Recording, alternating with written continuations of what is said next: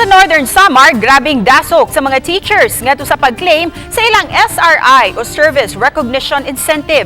Sa mga hulagway nga na-post sa social media, makita ang matud pa disorganized nga pamaagi sa distribution sa lungsod sa Catarman, Northern Samar. Hilabihan kataas ang linya ug nagduot-duot pa ang mga maestra. Ang SRI bonus gihatag ngadto sa mga empleyado sa gobyerno nga gi-release hinapos sa miaging tuig. Sa mga DepEd employees, 15,000 pesos ang madawat.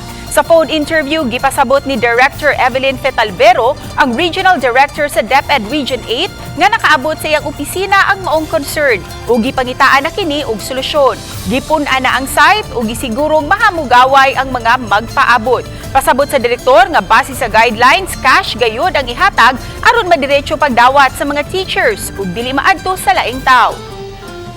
Nag-strategize na sila nga ang mga teachers nato while waiting kaya di magyud na kausap pag manamag yung manghihula while waiting comfortable sila. And then ang distribution di kung one area bali kung asa tong mga office na nagpo na ng office na ipa-distribute.